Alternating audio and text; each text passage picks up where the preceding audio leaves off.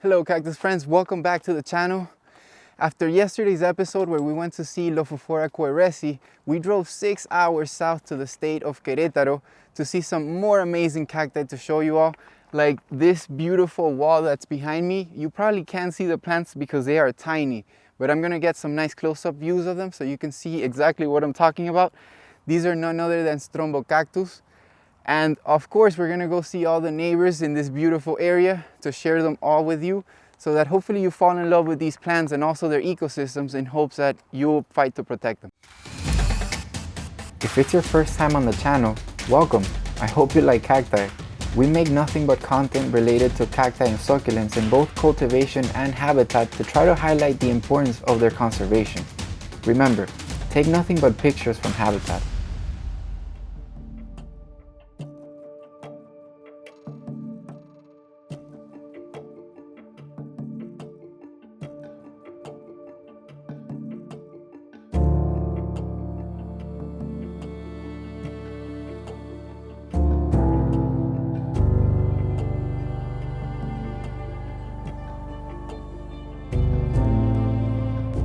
Here in Queretaro, just like all other places where you can find cacti, their habitats and ranges are defined by the ecology.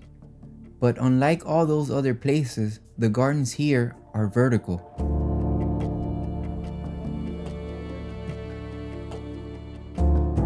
Luckily, this unique growth pattern on vertical walls and far from the reach of poachers has been responsible for the survival of these amazing cacti.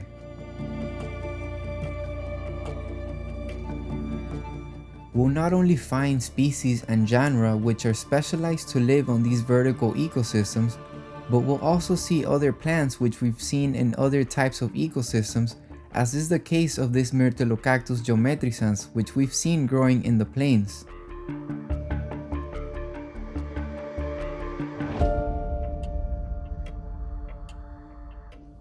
If you look very closely at this wall mostly made up of gypsum, you'll start to see some individuals of the genus we came to see, Strombocactus.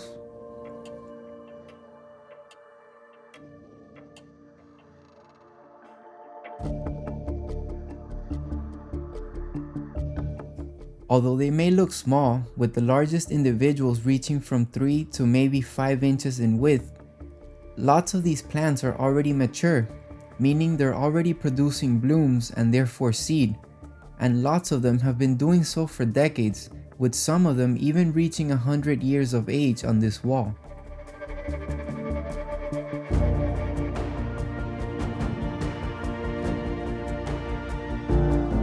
The genus Strombocactus is monotypic, meaning there's only one species within it.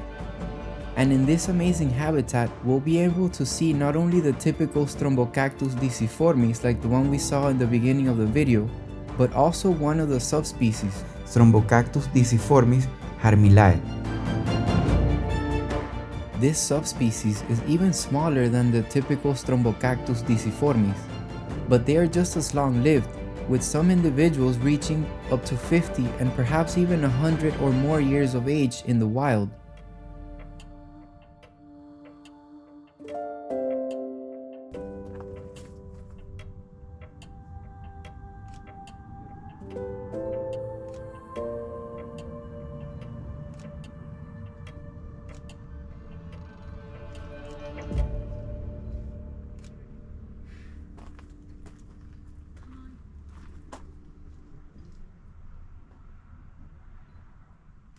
The wall was completely covered by these amazing plants, and luckily it was very quick to crumble if anyone tried to climb it, and the plants stayed just out of reach from anyone trying to grab them to take them home.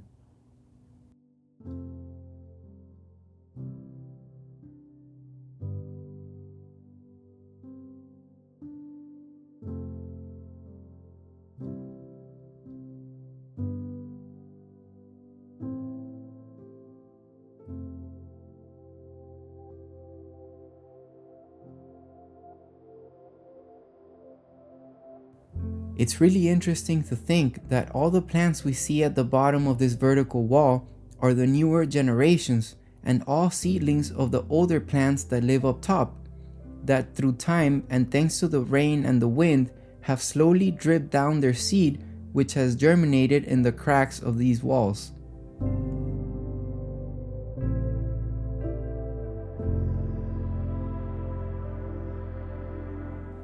But not all of the cacti we found in this beautiful ecosystem were tiny. Some of them were quite large and just as interesting, and we'll be visiting a lot of them in future episodes. And we even saw some epiphytes, which are plants that live on other plants without being parasitic.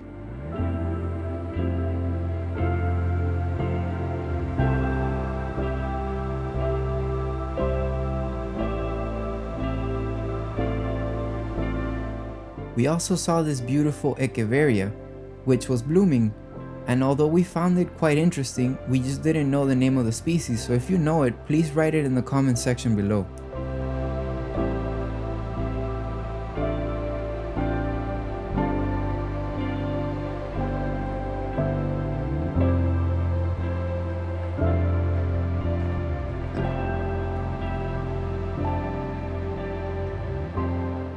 If you enjoyed this adventure, hit the like button and subscribe so you don't miss the upcoming episodes on Queretaro, where we'll be visiting the chunkiest of all Lophophora species, Lophophora diffusa. Thank you so much for joining another one of our adventures. Remember to take only pictures in habitat, never the plants or the animals, and visit our website eastcoastcamanchaca.com if you'd like to find any cacti from cultivation, pots, potting soil, or cactus t-shirts. See you on the next episode.